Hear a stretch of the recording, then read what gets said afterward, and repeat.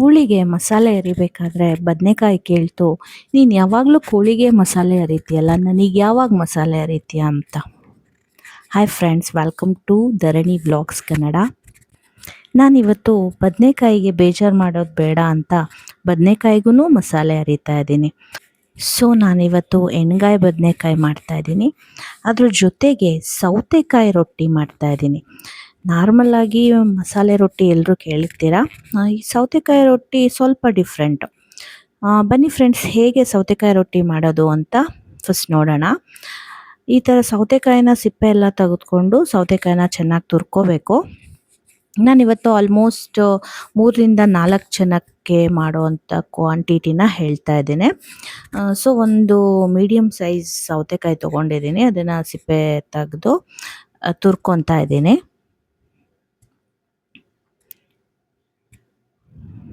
Next ತುರ್ಕೊಂಡಾದ್ಮೇಲೆ ಅದನ್ನು ಒಂದು ಪಾತ್ರೆಗೆ ಶಿಫ್ಟ್ ಮಾಡಿಕೊಂಡು ಅದಕ್ಕೆ ಕೊತ್ತಂಬರಿ ಸೊಪ್ಪು ಜೊತೆಗೆ ಸಬ್ಬಸಿಗೆ ಸೊಪ್ಪು, ಸಬ್ಬಸಿಗೆ ಸೊಪ್ಪು ಅಂತ ಏನು ಹೇಳ್ತಾರೆ, ನಮ್ಮ ಕಡೆ ಸಬ್ಬಸಿಗೆ ಸೊಪ್ಪು ಅಂತ ಹೇಳ್ತೀವಿ, ಚಿಕ್ಕದಾಗಿ ಕಟ್ ಮಾಡಿಕೊಂಡು ಸೌತೆಕಾಯಿ ಏನು ತುರಿದಿಟ್ಕೊಂಡಿದ್ದೀವಿ ಅದ್ರ ಜೊತೆಗೆ ಮಿಕ್ಸ್ ಮಾಡಬೇಕು. ಈ ಸಬ್ಬಸಿಗೆ ಸೊಪ್ಪು ಹಾಕಿ ರೊಟ್ಟಿ ಮಾಡೋದ್ರಿಂದ ಅದ್ರ ಟೇಸ್ಟು ತುಂಬಾ ಚೆನ್ನಾಗಿರುತ್ತೆ. ಈಗ ಸೌತೆಕಾಯಿ ಜೊತೆಗೆ ಸಬ್ಬಸಿಗೆ ಸೊಪ್ಪನ್ನ ನಾನು ಆ್ಯಡ್ ಮಾಡ್ಕೊತಾ ಇದ್ದೀನಿ. ಅದ್ರ ಜೊತೆಗೆ 2 ಮೀಡಿಯಮ್ ಸೈಜ್ ಈರುಳ್ಳಿನ ತೊಗೊಂಡಿದ್ದೀನಿ. ಈರುಳ್ಳಿನೂ ಅಷ್ಟೇ ಚಿಕ್ಕದಾಗಿ ಕಟ್ ಮಾಡ್ಕೋಬೇಕು. ಈರುಳ್ಳಿನ ಚಿಕ್ಕದಾಗಿ ಕಟ್ ಮಾಡ್ಕೋಬೇಕು. ನೆಕ್ಸ್ಟು ಇನ್ನು 2 ಹಸಿಮೆಣ್ಸಿಕಾಯಿ ತೊಗೋಬೇಕು. 2-3 ಹಸಿಮೆಣ್ಸಿಕಾಯಿ ತೊಗೋಬೇಕು. ಹಸಿಮೆಣ್ಸಿಕಾಯಿ ತೊಗೊಂಡು ಅದನ್ನು ಚಿಕ್ಕದಾಗಿ, ಅಂದರೆ ಬೇಯಿಸಿದ ಮೇಲೆ ಅದನ್ನು ಬಾಯಿಗೆ ಸಿಕ್ಕಿದ್ರೂ ಅದು ಖಾರ ಥರ ಫೀಲ್ ಕೊಡಬಾರ್ದು, ಅಷ್ಟು ಚಿಕ್ಕದಾಗಿ ಕಟ್ ಮಾಡಿಕೊಂಡ್ರೆ ಚೆನ್ನಾಗಿರುತ್ತೆ. ಈಗ ಮಕ್ಕಳೆಲ್ಲ ತಿನ್ನೋರು ಇರ್ತಾರೆ, ಅವರಿಗೆ ಅದು ಖಾರ ಅನ್ನಿಸ್ಬಾರ್ದು. ಬಾಯಿಗೆ ದಪ್ಪ ಪೀಸ್ ಸಿಕ್ಕಿದ್ರೆ ತುಂಬ ಖಾರ ಅನಿಸುತ್ತೆ. ಅದೇ ಚಿಕ್ಕದಾಗಿ ಕಟ್ ಮಾಡಿ ಹಾಕಿದ್ರೆ ಅದ್ರ ಜೊತೆನೇ ಆ್ಯಡ್ ಆಗಿರೋದ್ರಿಂದ ಅದೇನು ಅಷ್ಟು ಖಾರ ಫೀಲ್ ಕೊಡಲ್ಲ. ಹಾಗಾಗಿ ಹಸಿಮೆಣ್ಸಿಕಾಯನ್ನ ಸ್ವಲ್ಪ ಚಿಕ್ಕದಾಗಿ ಕಟ್ ಮಾಡಿಕೊಂಡು ಅದ್ರ ಜೊತೆ ಆ್ಯಡ್ ಮಾಡ್ಕೋಬೇಕು. ನೋಡಿ, ಇಲ್ಲಿ ನಾನು ಚಿಕ್ಕದಾಗಿ ಕಟ್ ಮಾಡ್ತಾ ಇದ್ದೀನಿ. ಚಿಕ್ಕದಾಗಿ ಕಟ್ ಮಾಡಿಕೊಂಡು ಆ್ಯಡ್ ಮಾಡ್ಕೋಬೇಕಾಗತ್ತೆ ಫ್ರೆಂಡ್ಸ್. ಇವಾಗ ನಾನು ಇದಕ್ಕೆ ಅಕ್ಕಿ ಹಿಟ್ಟನ್ನು ಆ್ಯಡ್ ಮಾಡ್ಕೊತಾ ಇದ್ದೀನಿ. ಅಕ್ಕಿ ಹಿಟ್ಟು ಬದಲಾಗಿ ನೀವು ರಾಗಿ ಹಿಟ್ಟನ್ನಾದರೂ ಬಳಸ್ಕೋಬೋದು, ಅಥವಾ ಚಿರೋಟಿ ರವೆನಾದರೂ ಬಳಸ್ಕೋಬೋದು. ರಾಗಿ ಹಿಟ್ಟು ಬಳಸ್ಕೊಂಡ್ರೆ ಅದು ರಾಗಿ ರೊಟ್ಟಿ ಆಗುತ್ತೆ, ಚಿರೋಟಿ ರವೆ ಬಳಸ್ಕೊಂಡ್ರೆ ಅದು ಚಿರೋಟಿ ರವೆ ಆಗುತ್ತೆ. ಸೊ ನಾನಿವತ್ತು ಅಕ್ಕಿ ರೊಟ್ಟಿನ ಮಾಡ್ತಾ ಇರೋದ್ರಿಂದ ಅಕ್ಕಿ ಹಿಟ್ಟನ್ನ ಬಳಸ್ಕೊತಾ ಇದ್ದೀನಿ.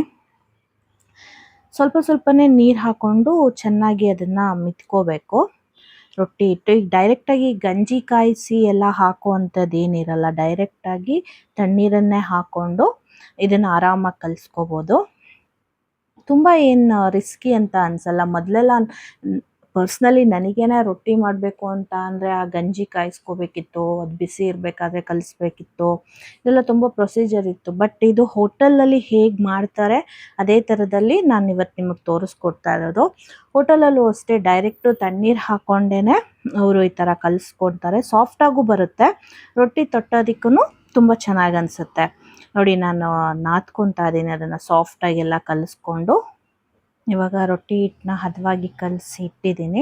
ಈ ರೊಟ್ಟಿ ಜೊತೆಗೆ ಏನಾದರೂ ಬೇಕಲ್ಲ, ಅದಕ್ಕೆ ಇವತ್ತು ನಾನು ಎಣ್ಗಾಯಿ ಬದನೆಕಾಯಿನ ಮಾಡ್ತಾಯಿದ್ದೀನಿ. ಮೊದಲು ಅದಕ್ಕೆ ಒಂದು ಜಾರಿಗೆ ಚಕ್ಕೆ, ಲವಂಗ, ಶುಂಠಿ, 1 ಬೆಳ್ಳುಳ್ಳಿ, 1 ಇಂಚ್ ಶುಂಠಿ, ಒಂದು ಫುಲ್ ಬೆಳ್ಳುಳ್ಳಿ, ಹಾಗೆ 1 ಮೀಡಿಯಮ್ ಸೈಜ್ ಈರುಳ್ಳಿ ತೊಗೊಂಡಿದ್ದೀನಿ, ಸ್ವಲ್ಪ ಕೊತ್ತಂಬರಿ ಸೊಪ್ಪು, ಸ್ವಲ್ಪ ಪುದೀನ, ಇಷ್ಟನ್ನು ಹಾಕ್ಕೊಂಡು ಇದರ ಜೊತೆಗೆ ಖಾರಕ್ಕೆ ಮೆಣಸಿನ್ಕಾಯಿ ಹಾಕ್ಕೋಬೇಕು. ಇದು ಆಪ್ಷನಲ್ಲು. ನಿಮಗೆ ಗ್ರೀನ್ ಕಲರ್ ಬೇಕು ಅಂದರೆ ಹಸಿರು ಮೆಣಸಿನ್ಕಾಯಿ ಹಾಕ್ಕೋಬೋದು, ಅಥವಾ ರೆಡ್ ಕಲರ್ ಬೇಕು ಅಂತ ಅಂದರೆ ಒಣಮೆಣ್ಸಿನ್ಕಾಯಿನ ಹಾಕ್ಕೊಂಡು ಅದ್ರ ಜೊತೆಗೆ ಒಂದು 2-3 ಟೇಬಲ್ ಸ್ಪೂನ್ ಅಷ್ಟು ತೆಂಗಿನಕಾಯಿ ತುರಿನ ಆ್ಯಡ್ ಮಾಡಿಕೊಂಡು 1 ಮೀಡಿಯಮ್ ಸೈಜ್ದು ಟೊಮೊಟೊನ ಆ್ಯಡ್ ಮಾಡ್ಕೋಬೇಕಾಗತ್ತೆ.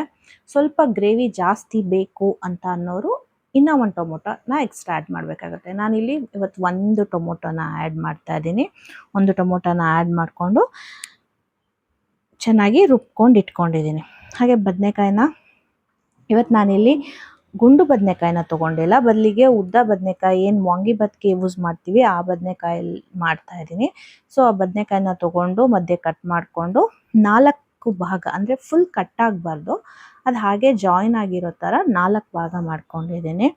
ಸಾಮಾನ್ಯವಾಗಿ ತರಕಾರಿಗಳನ್ನ ಡೈರೆಕ್ಟ್ ಎಣ್ಣೆಲಿ ಫ್ರೈ ಮಾಡ್ತಾ ಇದ್ದೀವಿ ಅಥವಾ ಹಾಗೆ ಉರಿತಾ ಇದ್ದೀವಿ ಅಂತ ಅಂದಾಗೆಲ್ಲ ನಾವು ಈ ದಪ್ಪ ತಳದ ಪಾತ್ರೆ ಏನಿರುತ್ತೆ ಅಂದರೆ ತಳ ಬೇಸ್ ಏನಿರುತ್ತೆ ಅದು ತೆಳುವಿರಬಾರ್ದು, ಸ್ವಲ್ಪ ಥಿಕ್ನೆಸ್ ಜಾಸ್ತಿ ಇರೋವಂಥ ಪಾತ್ರೆಯಲ್ಲಿ ಮಾಡ್ಕೋಬೇಕಾಗತ್ತೆ.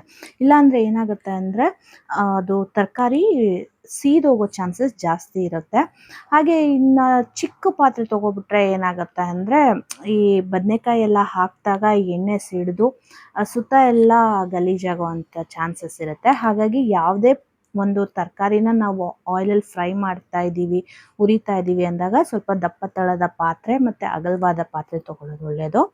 ನೋಡಿ ನಾನಿಲ್ಲಿ 2 ಸ್ಪೂನ್ 2 ಅಥವಾ 4 ಸ್ಪೂನ್ ಎಣ್ಣೆನ ಹಾಕಿ ಅದಕ್ಕೆ ಬದನೆಕಾಯಿನ ಆ್ಯಡ್ ಮಾಡಿದ್ದೀನಿ. ಬದನೆಕಾಯಿನ ಚೆನ್ನಾಗಿ ಫ್ರೈ ಮಾಡ್ಕೋಬೇಕು. ಬದನೆಕಾಯಿ ಫ್ರೈ ಆಗೋ ಟೈಮಲ್ಲಿ ಒಂದು ಸ್ವಲ್ಪ ಕರಿಬೇವಿನ ಸೊಪ್ಪನ್ನು ಹಾಕಿ ಫ್ರೈ ಮಾಡಿಕೊಂಡ್ರೆ ಫ್ರಾಗ್ರೆನ್ಸ್ ಚೆನ್ನಾಗಿರುತ್ತೆ. ನಾನು ಇಲ್ಲಿ ಹಾಕಿ ಆ್ಯಡ್ ಮಾಡಿ ಫ್ರೈ ಮಾಡ್ತಾ ಇದ್ದೀನಿ. ಬದನೆಕಾಯಿ ಚೆನ್ನಾಗಿ ಫ್ರೈ ಆಗಬೇಕು. ಬದನೆಕಾಯಿ ಫ್ರೈ ಆಗೋ ಟೈಮಲ್ಲಿ ಅದಕ್ಕೆ ಸ್ವಲ್ಪ ಅರಿಶಿನ ಮತ್ತು ಒಂದು ಸ್ವಲ್ಪ ಉಪ್ಪನ್ನು ಹಾಕಿ ಬದನೆಕಾಯಿನ ಚೆನ್ನಾಗಿ ಫ್ರೈ ಮಾಡ್ಕೋಬೇಕು. ನಾನು ಮೊದಲೇ ಹೇಳಿದಾಗೆ ಎಣ್ಣೆಗಾಯಿಗೆ ದಪ್ಪ ಬದನೆಕಾಯಿನೇ ಇರಬೇಕು ಅಂತ ಏನಿಲ್ಲ. ಮನೆಯಲ್ಲಿ ಈ ಥರ ಇರೋ ವಾಂಗಿಭಾತ್ ಬದನೆಕಾಯಿಂದನೂ ನಾವು ಆರಾಮಾಗಿ ಎಣ್ಣೆಗಾಯಿ ಬದನೆಕಾಯಿನ ಮಾಡ್ಕೋಬೋದು. ಅದು ಇವಾಗ ಚೆನ್ನಾಗಿ ಫ್ರೈ ಆಗಿದೆ, ನೋಡ್ತಾ ಇದ್ದೀರಾ ಕಲರ್ ಹೇಗೆ ಚೇಂಜ್ ಆಗಿದೆ ಅಂತ.